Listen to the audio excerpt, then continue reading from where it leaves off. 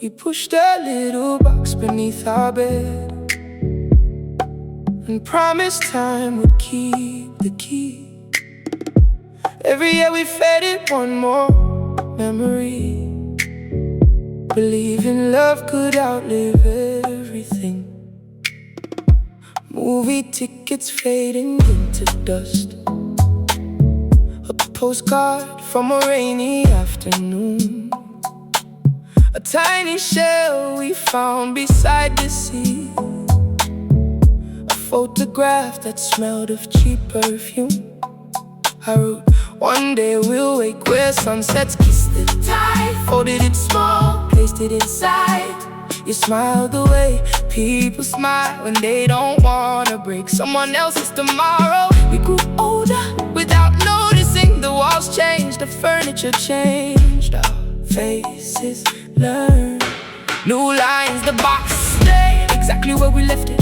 Never blamed, never forgotten, just waited. The night we opened it, the room felt strangely quiet. Letters, receipts, train tickets, birthday cards, every dream carefully folded, every hope carefully saved. I kept unfolding page after page. A little house, a little garden, a dog with an impossible name, children laughing in handwriting I knew by heart. Mine, every single dream mine. Not one page began with your voice, not one future started with I wish, written by you. We filled one box, but only one life was inside. You never stole my dreams, you simply never brought yours. That's the kind of silence no argument can fix. Love didn't disappear, it slowly became a place where I kept making room for someone who had already stopped arriving. I looked at you, you looked at the floor. Neither of us had been lying. We had simply been living different tomorrows under the same roof. I closed the box more gently than I had opened it. Some memories deserve to stay, some promises deserve forgiveness, and some loves don't end because somebody left. They end the moment you realize you've been writing the same future alone.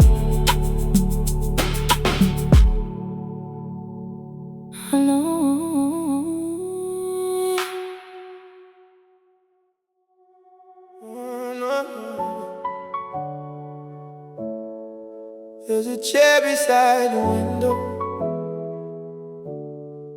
There's a chair beside the window.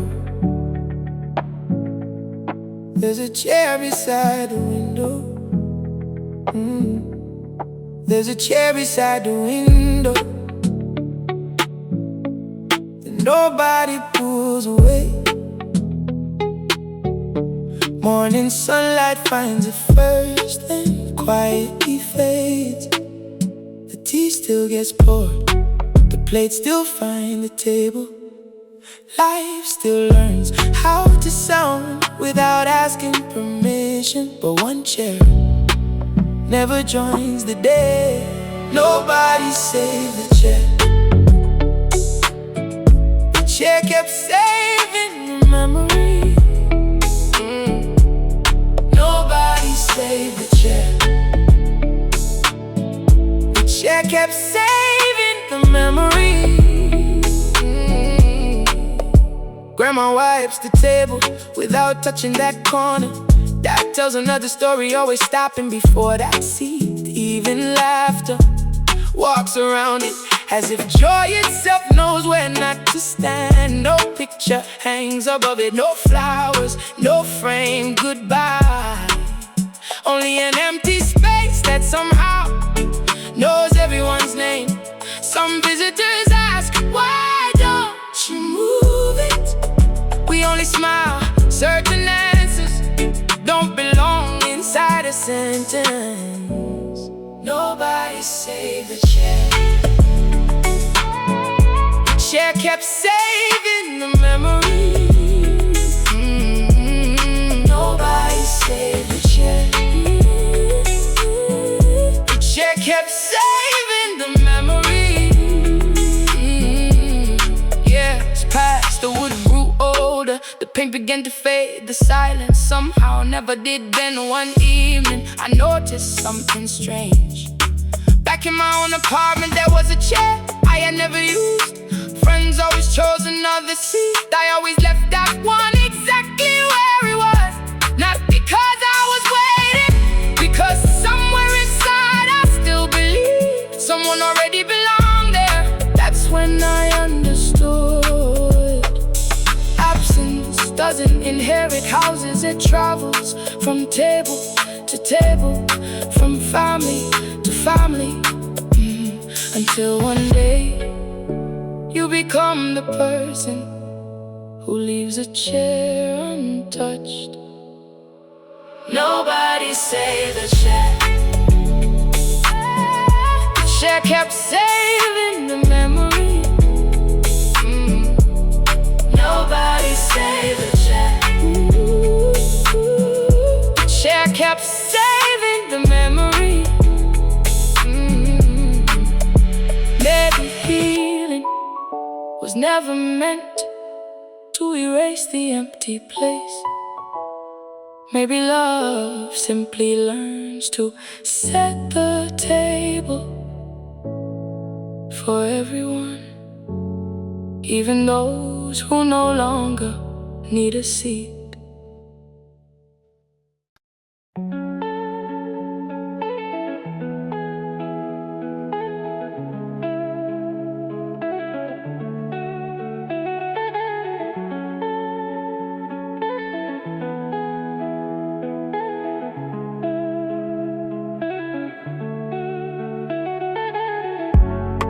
I found an old recording buried deep inside my phone. I pressed play just to remember a day I'd almost outgrown. The room looked just the same, the people looked familiar. My voice still sounded like mine. Then I left and everything went quiet. I recognized my smile, but my laughter belonged to someone else. I recognized my smile, but my laughter belonged to someone else.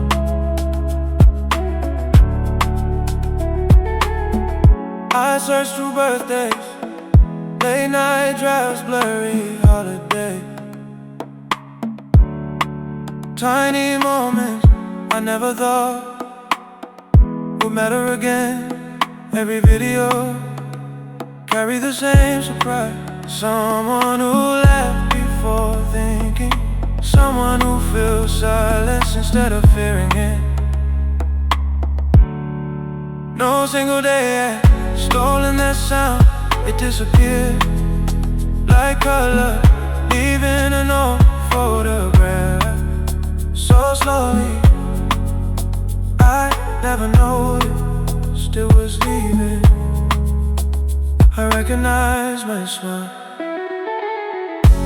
but my laughter belonged to someone else. I recognized my smile, but my laughter belonged to someone else.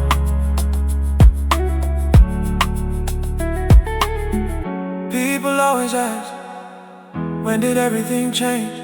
I wish there were a date, a storm, a broken clock, something I could point at instead. It happened one ordinary morning after another, one canceled plan, one sleepless night, one quiet apology to myself. until the person inside the recordings became someone I could only visit for a while. I wanted that old life back, exactly as it was, but memories can't breathe inside today's lungs.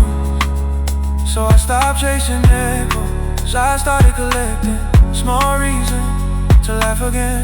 Not louder, not like before, just honestly. Maybe healing isn't finding the person I used to be. Maybe it's teaching the person I am now how to laugh without asking permission. And one day someone will press play on a video I haven't recorded yet. Smile, then hear me laugh, and never know how hard I fall to make that sound my own again.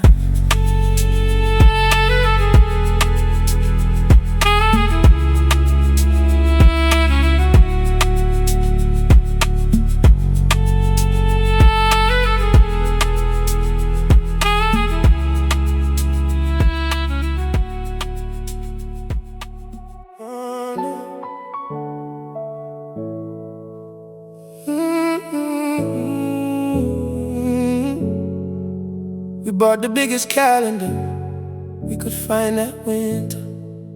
You held one corner, I held the other. You laughed and said, let's fill every month.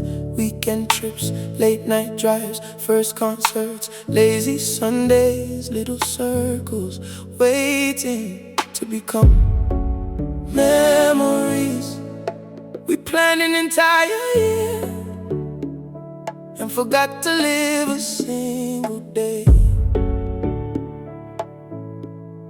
We planned an entire year and forgot to live a single day. January needed more hours. February needed more sleep.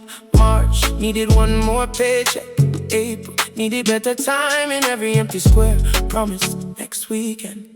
Every next weekend became next month. The calendar stayed bright and clean, hanging proudly on a wall that watched us walk past each other every evening. Some nights we stood right beside it, talking about all the things we would finally do when life calmed down. Life never did. Summer arrived without the beach, autumn arrived without the road trip. Winter returned before we noticed the seasons had been changing without us. We planned an entire year and forgot to live a single day. Ooh, yeah. We planned an entire year and forgot to live a single day. On the last night of December, walk toward the calendar. Not one cross, not one circle, not one handwritten memory. 12 perfect pages that had never become alive. You stood beside me for a long time. Neither of us cried. Some regrets don't make noise. You reach for a pen, not to fill the days behind us. Only tomorrow, one small cross. Nothing expensive, nothing extraordinary. Just dinner at home, phones away. Because love didn't disappear between deadlines or unpaid bills. It disappeared inside the dangerous lie that we would always have another weekend. We planned an entire year and forgot to live a single day. We planned an entire year until we finally learned the smallest memory is worth more than the perfect plan that never leaves the wall.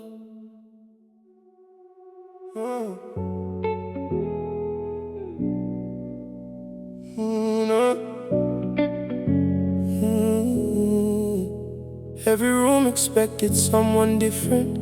At work, they called me the reliable one. At home, the strong one. With friends, the funny one. For my family, the one who never falls apart. So I kept answering to every name that wasn't mine. Everyone knew my role,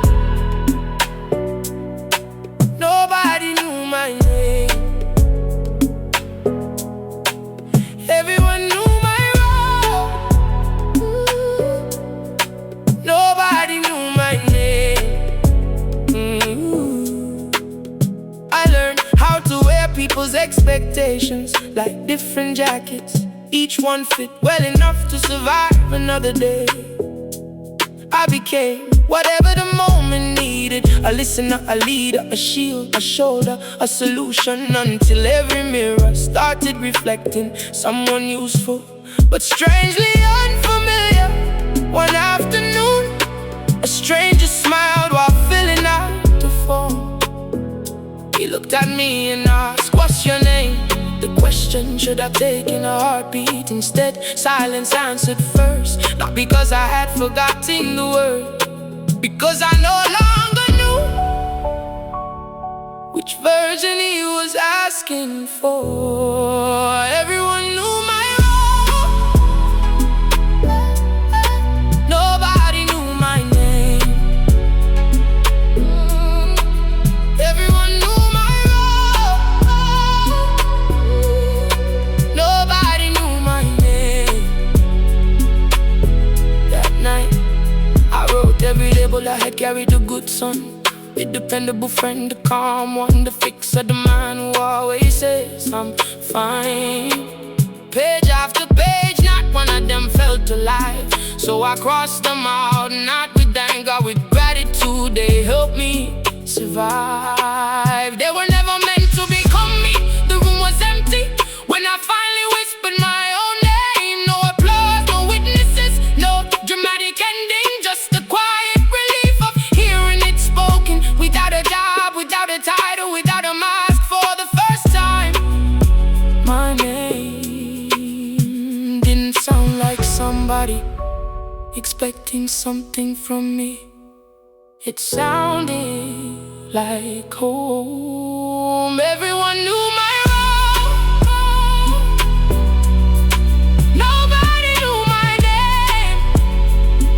Hey, everyone knew my role, until I remembered the only name I should never stop answering to.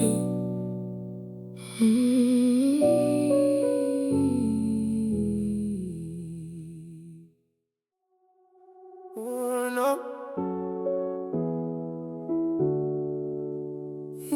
No. My phone never had the chance to ring twice. Before the screen could fade, I was already typing. 3 little dots became the rhythm of my entire life. If you needed me, I appeared. If you called, I ran. If you changed the plan, I'd change mine first. It looked like love. I answered every message, but never answered myself. I answered every message, but never answered myself. Friends stopped asking if I was coming, they already knew. If they text, he'll leave. Books stayed half-read, movies stayed unfinished.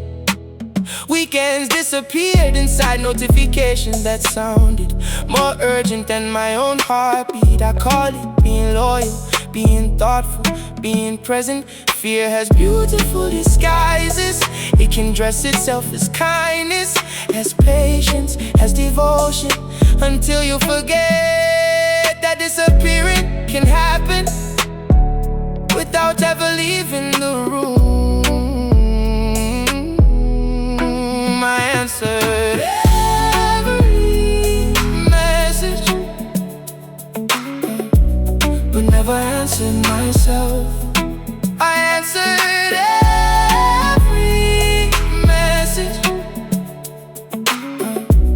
but never answered myself. Then one afternoon, my phone lit up while I was watching the sunset. For the first time, I didn't reach for it. The sky kept changing colors, the wind finished its sentence. An hour passed, nothing broke, you were still there. But something else had returned. Me, not louder, not colder, just no longer abandoning myself every time someone else wanted my attention. Love should never require your own absence to prove someone else's importance.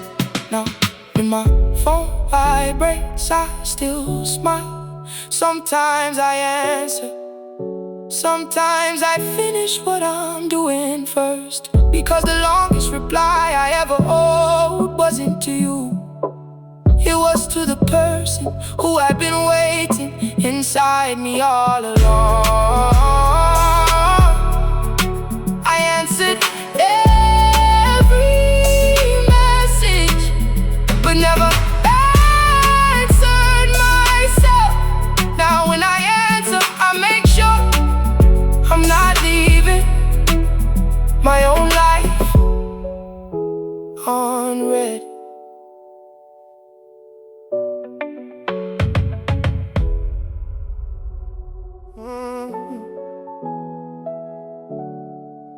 My phone remembered every birthday, every anniversary, every how have you been? Before anyone had the chance to ask me first, I knew everyone's schedule, everyone's favorite cafe, everyone's hard days. I became the bridge between people who never noticed I was carrying all the weight. I stopped reaching out, not to test anyone, just to breathe. I stopped reaching out, not to test anyone, just to breathe. The first week felt strangely loud. My hands kept reaching for conversations that no longer started. I almost typed, hey, it's been a while, then closed the screen. Not because I was angry, because I was tired of introducing myself to people who already knew where I lived. Days became weeks, weeks became months. The silence didn't feel empty, it felt honest. One message arrived, and another, not many, just enough to remind me that effort has a way of revealing its own reflection. Some friendships had only survived because I refused to let them in. Others had quietly survived without needing constant rescue. I stopped reaching out, not to test anyone, just to breathe. I stopped reaching out, not to test anyone, just to breathe.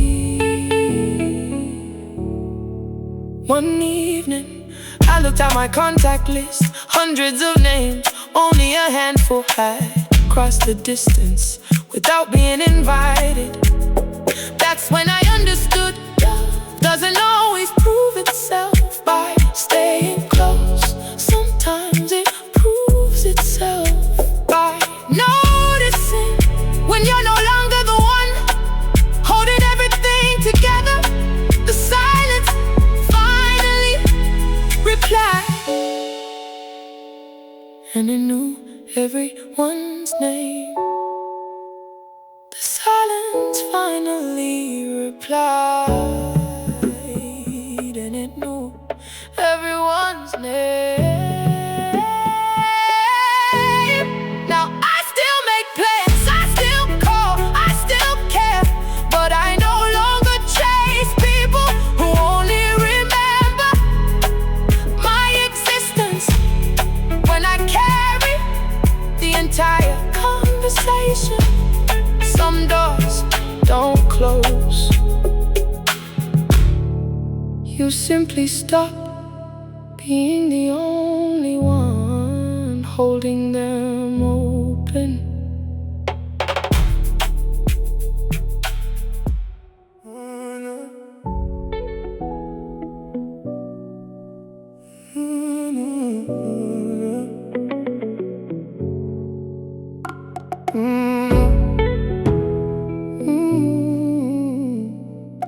Yeah. Last night I climbed a staircase that led to an office. Someone handed me a life with my name already printed on it. Everybody smiled, so I smiled too.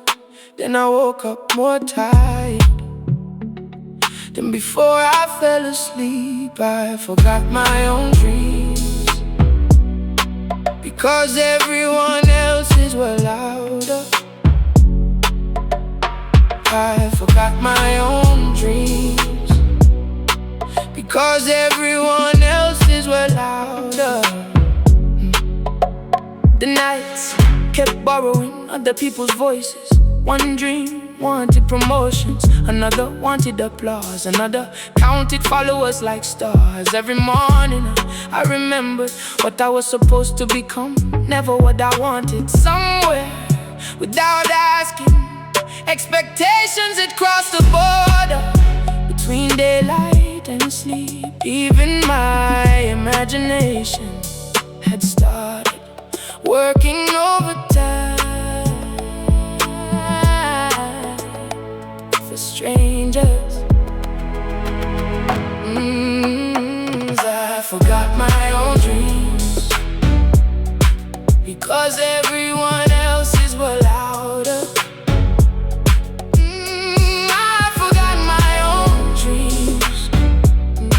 Because everyone else's were louder. So one evening, before closing my eyes, I whispered, if there's still a part of me that nobody owns, find me. That night, nothing made sense. I was walking through a forest where the trees floated upside down. Fish swam across the sky, the moon fit inside my pocket. A child with my face laughed at a bird wearing shoes. There was no success, no deadlines, no audience, no expectations, just impossible things that belong to no one else. I woke up laughing, not because the dream was beautiful, because it was finally mine. Maybe the first real dream isn't the one that shows you where you're going. Maybe it's the one that proves your imagination still remembers the sound of your own voice. I forgot my own dreams because everyone else's were louder. Now if I dream of impossible forests, pocket-sized moons, or birds wearing shoes, I'll know I'm finally sleeping inside my own mind again.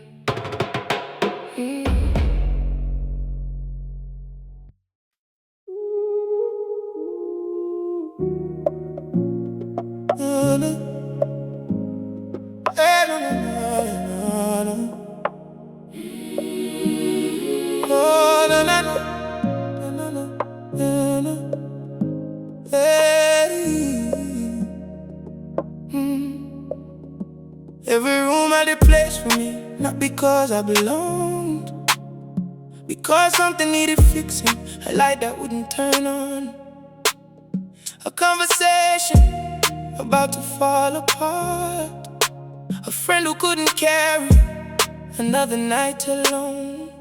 I became the person people searched for when life started cracking. I spent years being everyone's answer until I forgot my own question. I spent years being everyone's answer until I forgot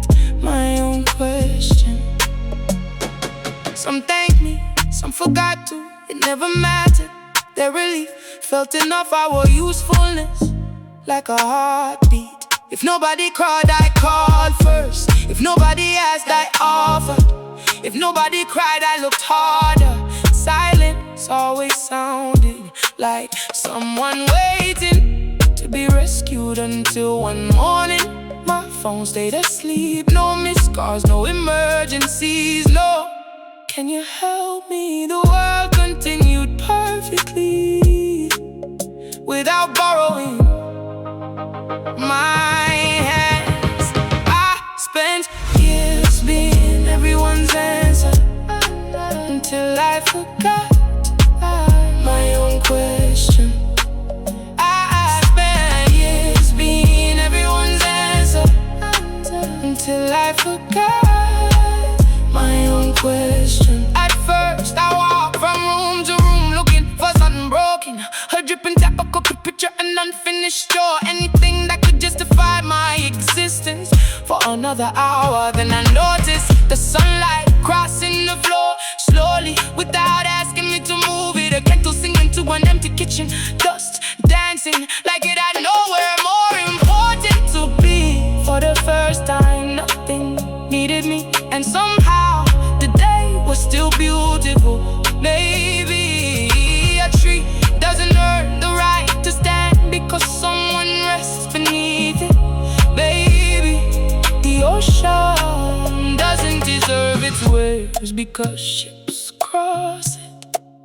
Maybe I was never meant to measure my life by how many people leaned on it that evening. I sat with my own company, like meeting a stranger who had been waiting very patiently. We didn't solve a single problem. We watched the sky become evening, and for the first time in years I discovered that being loved is not the reward for being useful. Sometimes it's what remains when you finally put the toolbox down. I spent years being everyone's answer.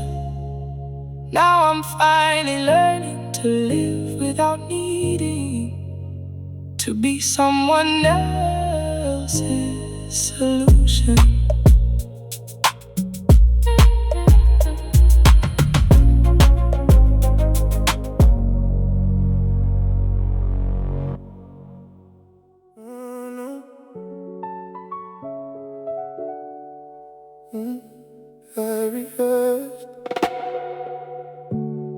I rehearsed the same two words for years.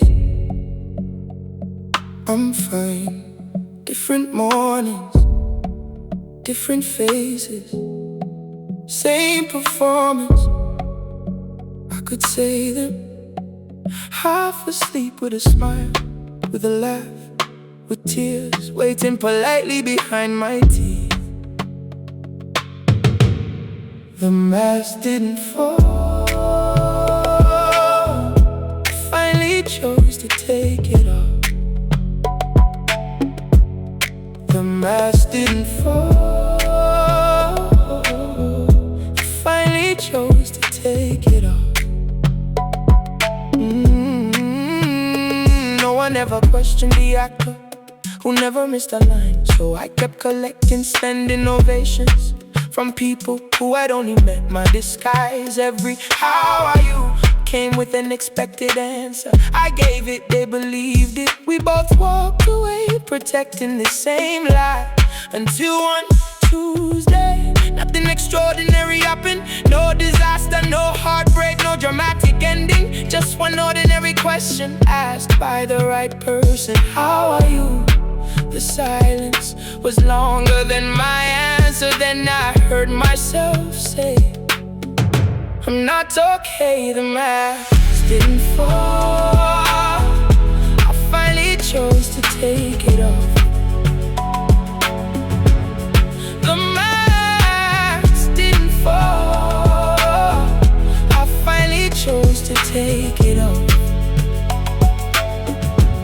I waited for advice, for awkwardness, for someone to change the subject. Instead they moved their coffee aside, looked me straight in the eyes and quietly said, "Thank you for telling me." Nothing else, no fixing, no speeches, no miracle, just 6 words that made the room feel safer than all the lies I'd ever told that afternoon. I discovered honesty doesn't always sound brave. Sometimes it trembles, sometimes it barely reaches the other side of the table. But it rhymes and that's enough. I spent years trying to be the easiest person to love. Never difficult, never complicated, never too much, never honest enough. Now when someone asks, I don't search for the perfect answer, I search for the true one. Because healing didn't begin the day I stopped hurting. It began the moment I stopped protecting everyone else from the truth of my own heart. The mask didn't fall.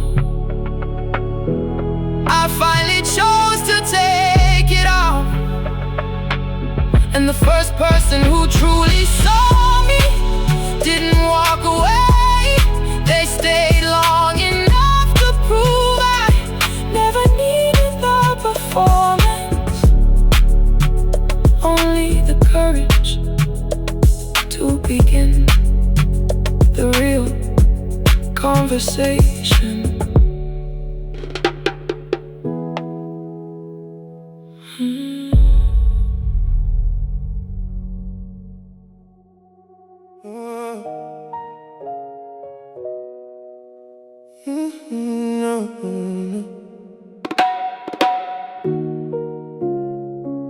Years later we met by accident. Same cafe, different lives, the kind of silence only your love knows how to keep. You smiled before either of us. Remember why we were happy here? You said. I looked around, I don't think we ever came here. You laughed, certain, I frowned, certain too. We love the same story, just on different pages. We love the same story, just on different pages. You remember the summer we danced in the middle of an empty street. I remember the winter we stood without speaking while the snow covered our shoulders. You said my greatest gift was making you laugh. I could have sworn it was the nights we survived without pretending. You carried the sunsets, I carried the conversations. After midnight, neither of us was trying to rewrite history. History had simply chosen different witnesses. We love the same story, just on different pages. Hey. We love the same story, just on different pages. Then you asked, do you remember our favorite day? I answered before you finished the train station. You smiled confused, no, the little cabin by the lake. We both stopped 2 favorite days, one relationship neither of us had chosen. The same memory to keep alive. That's when something beautiful and heartbreaking found us. Hey, hey. Maybe love isn't shared the way we imagined. Hey, hey. Maybe while I was living the chapter that changed my life, you were already falling in love with another page. And while you were collecting the moment you'd remember forever, I was still waiting for mine to arrive. Perhaps we never failed to understand each other. Perhaps we simply lived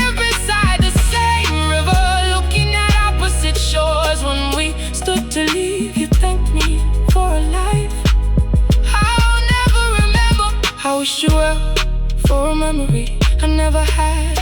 We walked away without correcting either story, because for the first time I understood that truth doesn't always come in one version. Sometimes two hearts can honestly remember the same love and spend a lifetime missing each other inside completely different memories.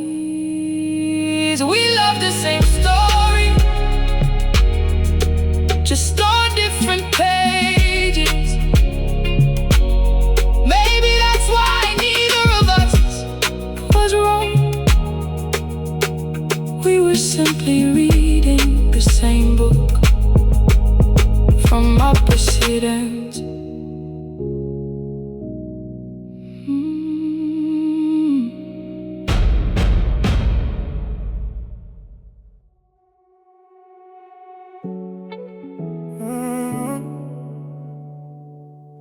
By the time I found the right words, the room had already chosen another voice, so I folded my sentence back inside myself. No one noticed I wasn't ignored. I just became too easy to overlook. I wasn't ignored, I just became too easy to overlook. I learned the strange art of waiting, waiting for laughter to end, waiting for stories to finish, waiting for the perfect pause that never right. Someone always remembered one more thing, one more opinion, one more joke, one more interruption. Eventually people stopped looking in my direction, not because they were cruel, because I had taught them I could always wait a little longer. I became the unfinished sentence everyone assumed could finish itself. I wasn't ignored, I just became too easy to overlook. I wasn't ignored, I just became too easy to overlook. One evening I counted how many times someone said my name twice. Both of them to ask me for something, not once to ask what I thought. That's when I realized I hadn't vanished all at once. I had faded, one hesitation at a time. The next day, someone spoke across my words like they always had for the first time. I didn't stop talking, not louder, not angrier. I simply refused to disappear. Mid-sentence, the room felt still, not because my voice had changed, because they had never heard all of it before. I discovered you don't become visible the moment people notice you. You become visible the moment you stop editing yourself to fit between everyone else's conversations. I wasn't ignored, I just became too easy to overlook. Now, if my words arrive at the same time as someone else's, I let them exist together, because life was never meant to be a waiting room, and I was never supposed to ask permission to take up my own space.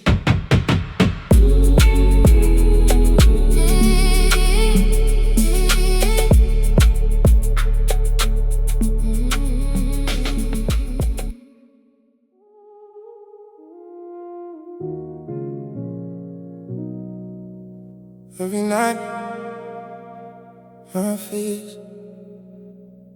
Bought 2 tickets, front row, same theater, different disaster.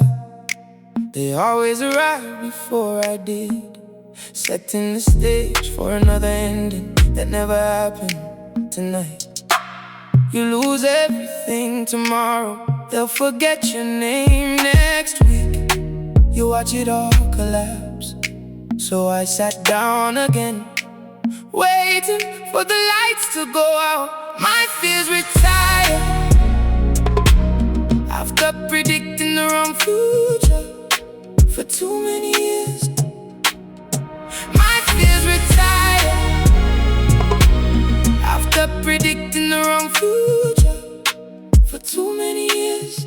The strange part wasn't believing them. The strange part was how convincing they sounded. Every possibility wore the costume of certainty. Every shadow already knew how the story ended. I memorized apologies for mistakes I hadn't made, practiced grief for people who were still laughing,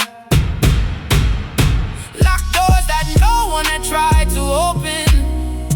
I became an expert at surviving days that never arrived. My fears retired after predicting the wrong future for too many years. My fears retired after predicting the wrong future for too many years. Then one ordinary evening, I walked into the same theater. The screen was blank, no explosions, no goodbye, no catastrophe. Waiting behind the curtain, just rows of empty seats.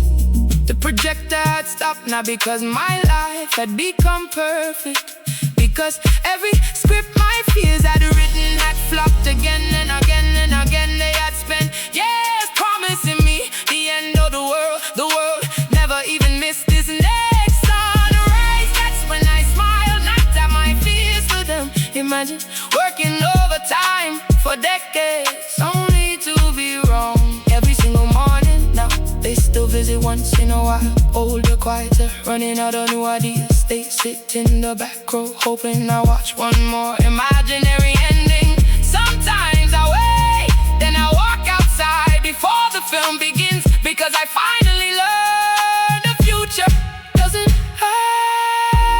ask my fears to write its script. My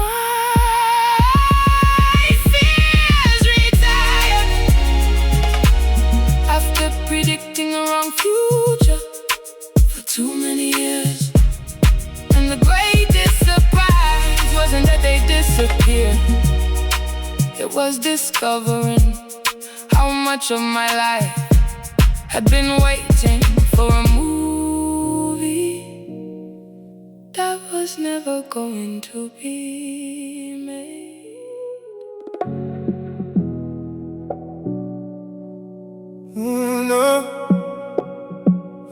No. When I was 12, they said, he's such a quiet kid. Years later, someone else laughed, you've always been the loud one.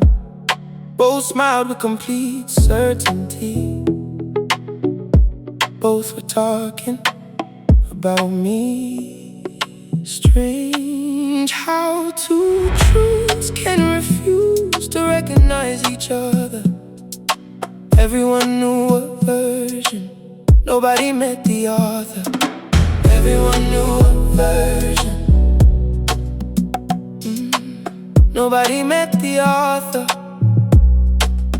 A photograph called me fearless, an old voicemail remembered someone who apologized for breathing too loudly. One pair of eyes fell in love with my confidence. Another only remembered how carefully I hid it. The names never changed, only the witness did. I started wondering whether I had spent my whole life being translated and instead of understood. Not to lie, not a performance, just a different language for every soul I hope would stay. The strange part wasn't how many people thought they knew me, it was realizing I had started borrowing their descriptions whenever someone asked, who are you? Everyone knew a version, nobody met the author. Everyone knew a version, nobody met the author. Nobody met the author. So I went looking for the original, not in old journals, not in childhood bedrooms, not inside photographs, yellow by time. There was nothing waiting to be uncovered, only unfinished sentences, half-built bridges, empty margins, asking for fresh ink. That's when the search ended. Not because I found myself, because I finally understood there had never been a finished masterpiece. Hidden underneath all those masks, only an artist still holding the brush. Perhaps the truest version of me isn't the one someone remembers. It isn't trapped inside yesterday. It doesn't belong to my past. It's quietly growing inside the next decision I haven't made yet. Everyone knew a version, nobody met the author. One day someone will, and I hope when they do, they won't meet the person I spent years pretending to be. They'll meet the one I finally had the courage to create.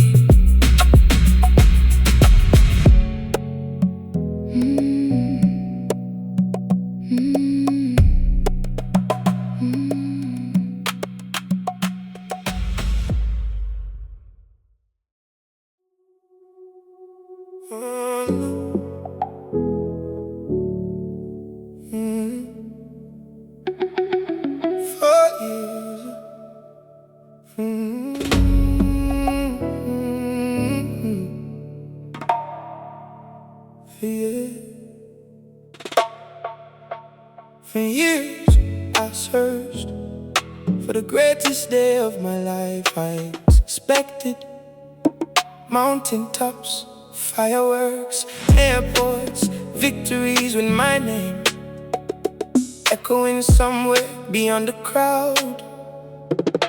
So I opened old boxes, hard drives, dusty folders time had quietly forgotten. I skipped birthdays, graduations, celebrations.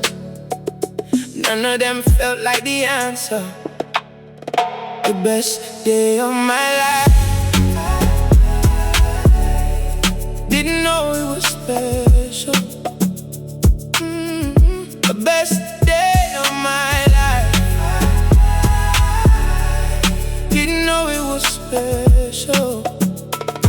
Then between two videos with meaningless names, I pressed play, the picture shook, the colors faded in places. Someone laughed off camera, chairs scraped the floor, glasses touched the window, stood open, letting the afternoon wander inside. Nobody looked extraordinary, nobody was chasing anything, nobody had become the person they dreamed of being. There wasn't a perfect speech, no surprise ending, no life-changing news, just people passing bread, interrupting each other, laughing at a joke too ordinary to remember. And there I was, not performing, not proving, not worrying about the years ahead. I wasn't trying to create a memory, I was simply too busy living in the best day of my life. Didn't know it was special. The best day of my life, didn't know it was special. I paused the video, looked closer, not at myself, at everyone else. None of us had any idea what was coming. The goodbyes, the distance, the empty chairs, the voices that would someday exist only inside recordings. If someone had walked into that room and whispered, One day you'll spend years trying to come back to this exact afternoon. We would have laughed, then reached for one more slice, one more story, one more minute, without realizing we were holding something that would never exist again. Maybe happiness doesn't announce itself. Maybe it never arrives wearing triumph music or applause. Maybe it slips quietly into ordinary afternoons, borrows familiar faces, and leaves before anyone thinks to look for it. Now, when an ordinary day finds me, I don't ask whether it's important. I sit a little longer, listen a little deeper, laugh without checking the time. Because somewhere years from now, another version of me might press play and discover that today was never ordinary at all. The best day of my life. Didn't know it was special, neither did I.